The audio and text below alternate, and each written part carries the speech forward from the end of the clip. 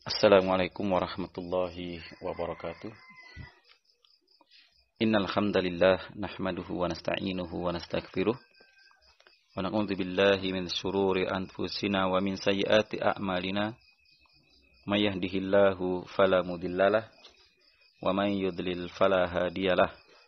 Wa asyhadu an la ilaha illallah wahdahu la syarikalah wa asyhadu anna Muhammadan abduhu wa rasuluh. Amma ba'd. Al-ikhwa wal akhwat, kaum muslimin dan muslimat dimanapun Anda berada,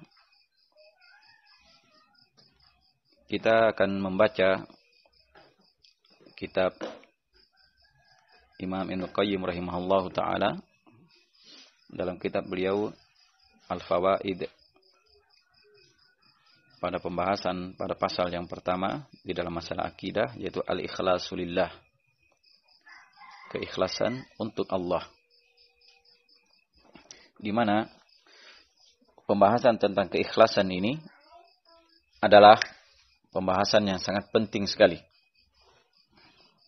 Karena keikhlasan itu adalah merupakan sebab diterimanya amalan seorang hamba. Dan dengan melakukan keikhlasan, maka mudah bagi kita untuk melakukan ibadah, dan juga mudah bagi kita untuk meninggalkan maksiat. Karena keikhlasan inilah senjata yang paling ampuh untuk melawan makar-makar dari iblis, laknatullah.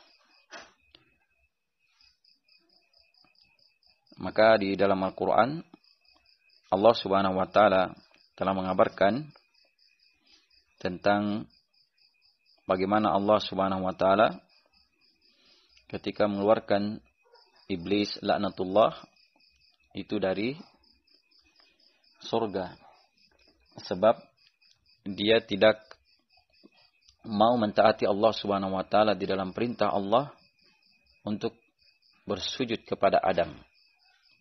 Maka para malaikat bersujud kepada Adam, illa iblis, kecuali iblis.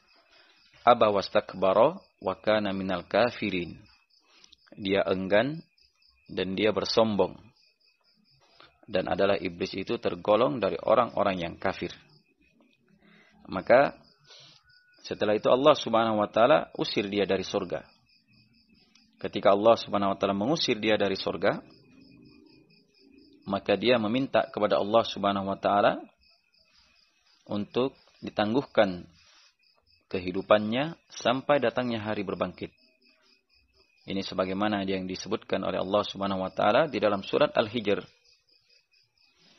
dari ayat ke-35 atau ayat ke-34. Allah berfirman, qala fakhruj minha fa innaka rajim, dan keluarlah engkau dari surga, fa innaka rajim, maka sesungguhnya engkau adalah terkutuk. Engkau terkutuk.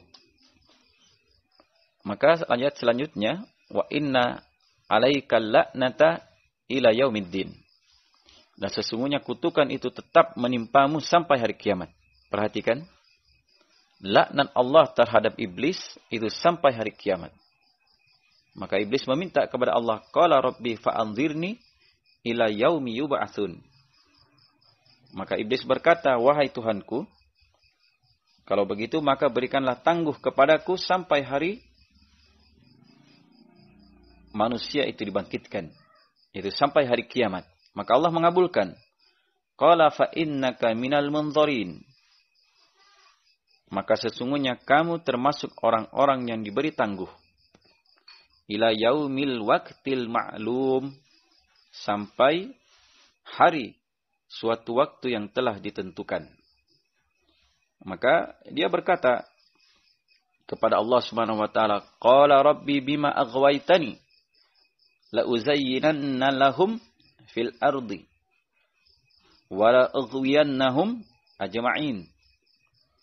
Maka iblis berkata, wahai Tuhanku, oleh sebab engkau telah memutuskan bahwa aku sesat, pasti aku akan menjadikan mereka memandang baik perbuatan maksiat di muka bumi. Perhatikan,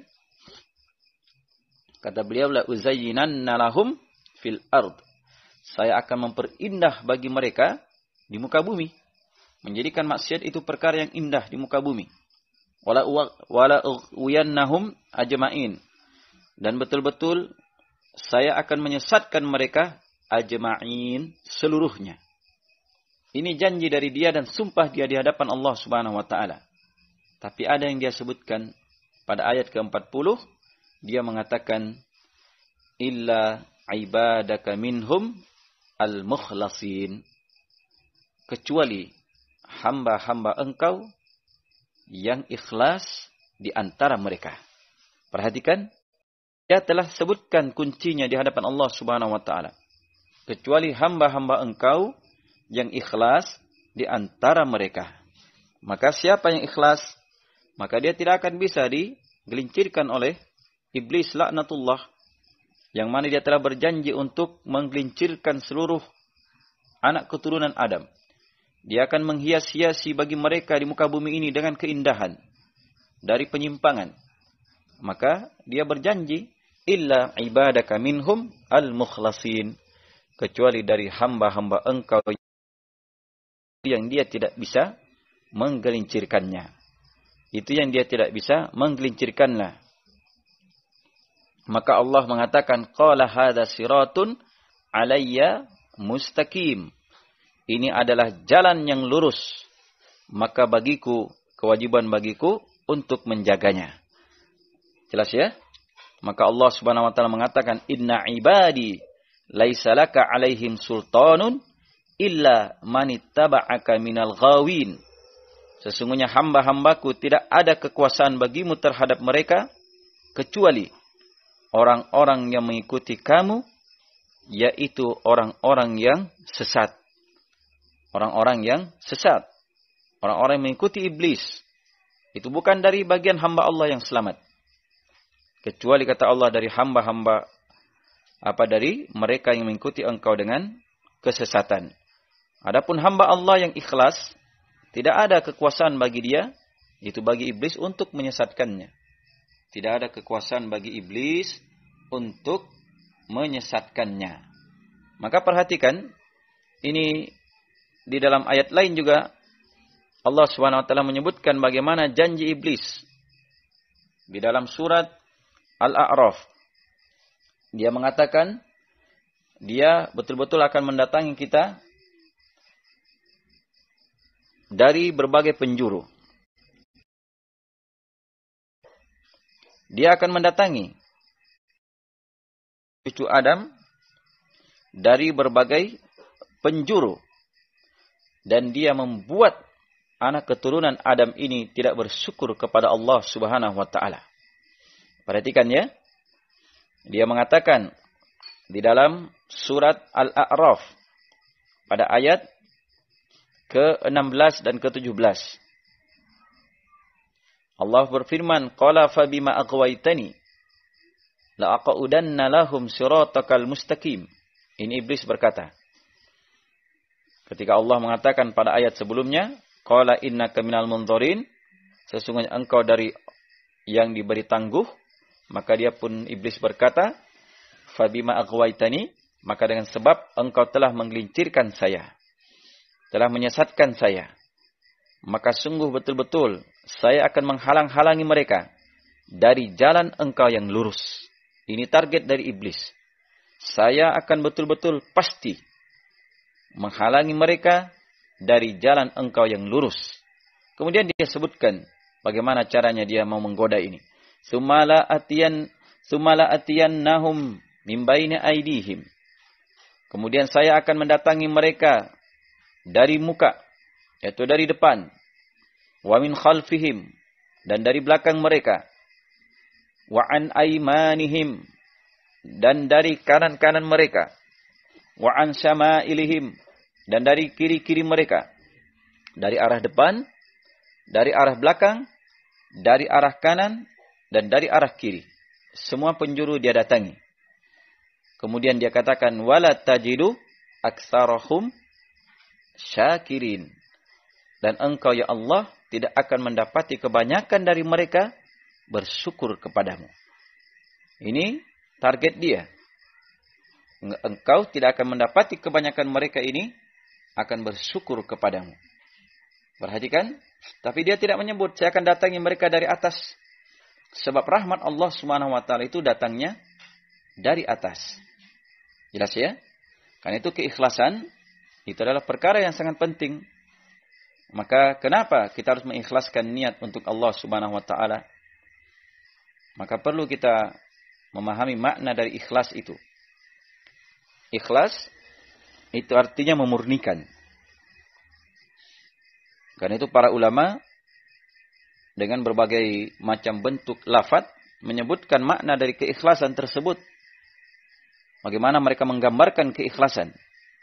Kadang mereka mengatakan ikhlas itu adalah memurnikan tujuan untuk mendekatkan diri kepada Allah. Jadi memurnikan tujuan untuk mendekatkan diri hanya kepada Allah saja. Tidak untuk mendekatkan diri kepada selain Allah. Ada pula yang mengatakan ikhlas itu adalah mengesahkan Allah dalam beribadah kepadanya. Yaitu di dalam beribadah kepada Allah, betul-betul Allah yang kita tunggalkan. Kita ikhlaskan. Tujuan kita untuk mendekatkan diri hanya kepadanya. Karena itu seperti Imam Al-Fudail bin Iyad. Fudail bin Iyad mengatakan, kata beliau meninggalkan amal karena manusia itu adalah riya. Dan beramal karena manusia itu adalah kesyirikan. Perhatikan, meninggalkan amalan karena manusia itu riya. Artinya apa? Dia tidak mau melakukan amalan ini karena khawatir manusia begini memujinya. Misalnya dia tidak mau melakukan ibadah sunnah, ibadah ini karena dia takut kepada manusia. Ya, ini riya, bagian dari riya. Dan beramal karena manusia itu adalah kesyirikan. Kalau dia melakukan amalan didasari karena manusia, ingin dilihat oleh mereka, ingin dipuji oleh mereka, ingin diagungkan oleh mereka, maka ini adalah kesyirikan. Dan ikhlas itu kata beliau, apabila Allah menyelamatkan engkau dari keduanya. Apabila Allah menyelamatkan engkau dari keduanya. Apa maksudnya dari keduanya ini?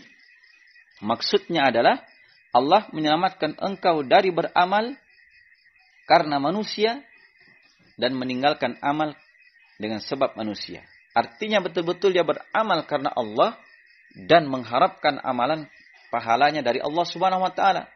Dan tidak pula dia meninggalkan sesuatu itu karena manusia kecuali dia tinggalkan sesuatu karena Allah. Kalau Allah larang dia tinggalkan. Kalau Allah perintah dia lakukan. Dan dia harapkan pahala dari Allah Subhanahu wa taala. Itulah keikhlasan. Ini disebutkan oleh Imam An-Nawawi dalam kitab beliau Al-Majmu' Syarah Al-Muhadzab. Karena itu Imam Ibnu Qayyim rahimahullah ta'ala akan menyebutkan kepada kita kenapa penting kita mengikhlaskan niat untuk Allah. Baik, kita baca satu ayat dari yang beliau sebutkan insyaallah ta'ala untuk lanjutannya di besok subuh. Kata beliau di sini Al-Ikhlasu Lillah. Fasal yang pertama di dalam bab fil akidah. Kata beliau Al-Ikhlasu Lillah. Keikhlasan untuk Allah. Berkata Imam Ibnu Qayyim rahimahullah ta'ala. Qaulullah ta'ala. Firman Allah ta'ala. Di dalam surat Al-Hijr ayat ke-21. Perhatikan ayat ini dalam surat Al-Hijr ayat 21. Wa in min syai'in illa indana khazainuh. Dan tidaklah dari sesuatu. Syai' itu artinya sesuatu, min itu dari, dan syai' ini tunggal. Tidak ada alif lamnya, bukan jamak. Apabila ditiadakan, kemudian ditambah huruf min di depannya menunjukkan sama sekali. Wa im min syai'in. Dan tidak ada sesuatu pun begitu. Tidak ada sama sekali sesuatu pun illa indana khazainuh. Kecuali di sisi kami, kata Allah, perbendaharaannya. Tidak ada sesuatu pun kecuali di sisi Allah perbendaharaan-perbendaharaannya. Apa maksudnya? Kata Imam Ibnu Qayyim, mutadamminun likunzin minal kunuz. Wa huwa anna kulla shay'in la yutlabu illa mimman indahu khaza'inuh wa mafatihu tilkal khaza'ini biyadih. Wa anna talabahu min ghairihi talabun mimman laisa indahu wa la yaqdiru alaihi. Kata beliau, mutadamminun, maka terkandung di dalam ayat ini likunzin minal kunuz, terhadap perbendaharaan dari perbendaharaan apapun. Jadi terkandung terhadap perbendaharaan dari perbendaharaan apapun. Dan dia sesungguhnya segala sesuatu jika dituntut, dicari dari siapa saja yang